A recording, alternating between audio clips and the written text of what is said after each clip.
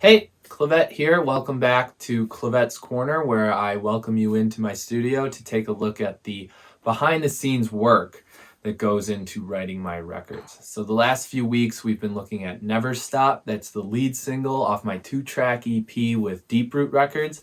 The B side record to this EP is called What I Need. And I'd like to begin in the same fashion we did with Never Stop and start with the drums. So without further ado, let's jump into Ableton and I'll show you how it was done. All right, we are back inside of Ableton. I've changed my shirt, taken off my hat, and now we're ready to get into the drums for What I Need. This one was very layered, but at the end of the day, it still sounds very simple. So let's give you guys a quick listen.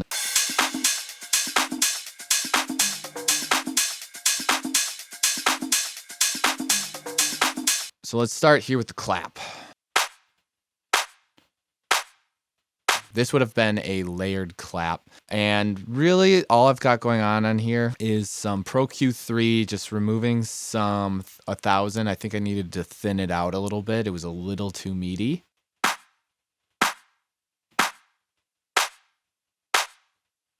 Just thinning it out a little bit, making it a little more balanced. The only other thing on here that you're not seeing is this is Ozone Imager. I was probably just pushing it and spreading it a little bit here.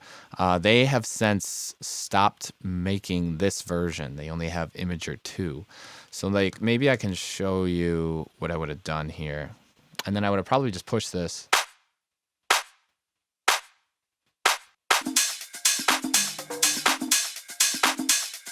And what I'm hearing when that spread is being applied is that it's kind of more dominating more of your attention, because it's not only just in the middle, it's kind of bleeding out into the sides, and it's creating more room for itself because it's occupying more of the stereo field, right? Lots of hats. Lots and lots and lots of hats. And they're very simple. They're mostly just layers, just kind of creating one monster hat sound. So here's the first one.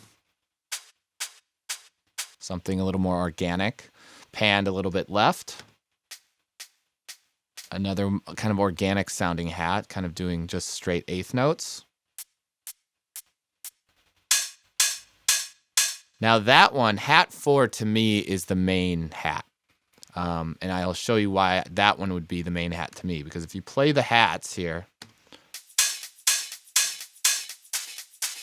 and you take out hat 4, once you take out hat 4, that entire loop collapses on itself.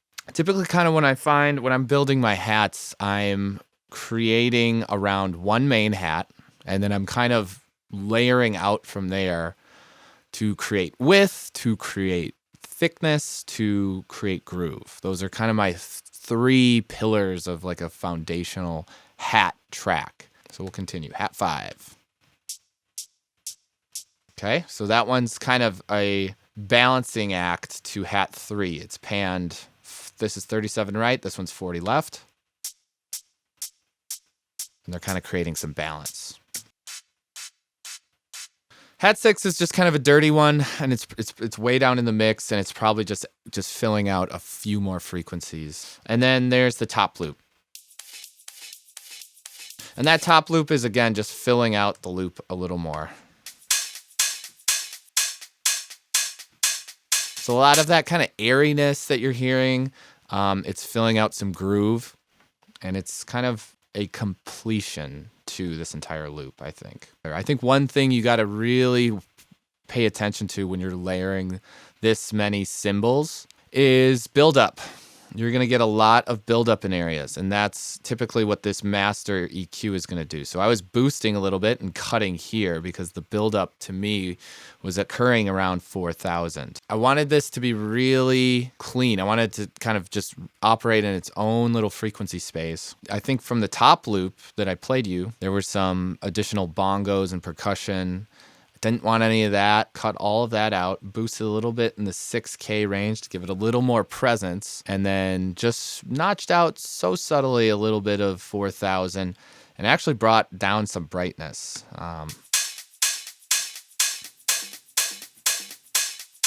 Kind of give it an old school feel. I think if you want something to feel a little more classic, try bringing down either a high shelf or a low pass band until you kind of just hear it become a little more vintage sounding. It's hard to kind of describe that feel, but for me, if you play everything together,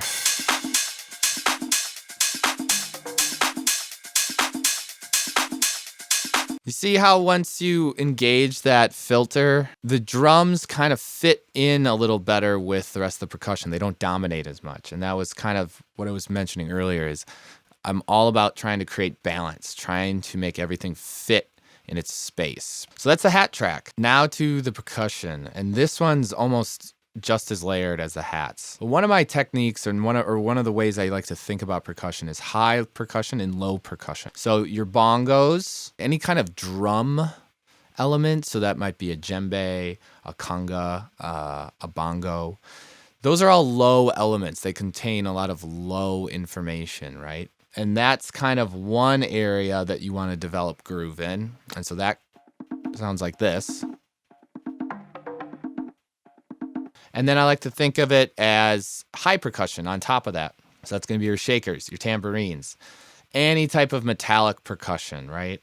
So we've got this shaker, and we've got another shaker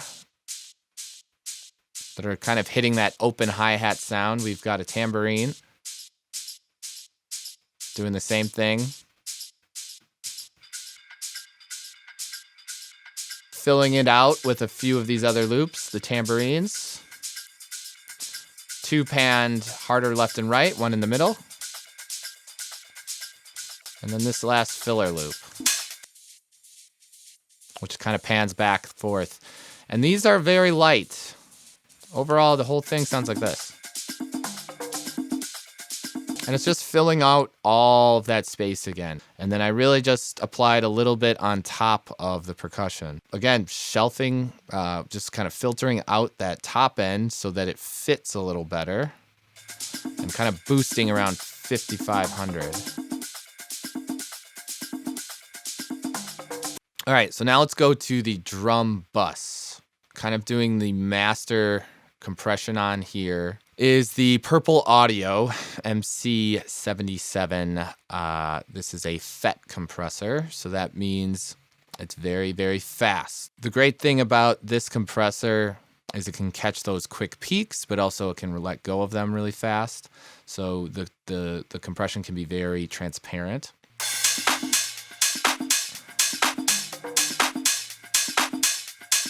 So you can hear it's just keeping a couple of those louder drum elements in check. It's gelling the clap and the hi-hat into the entire groove a little more. And just adding some nice color. This is emulating a hardware unit. Then I've got some automation, a utility plugin, and a little plate for some automation at the end. So this one is very simple. I didn't think these drums needed too much. So that's it. That's the drum track, guys, for what I need. I hope you guys learned something. I hope you come back next week when we're going to be looking at the kick and the bass line. So stick around till then. So take care, stay safe, and we'll talk soon. See ya.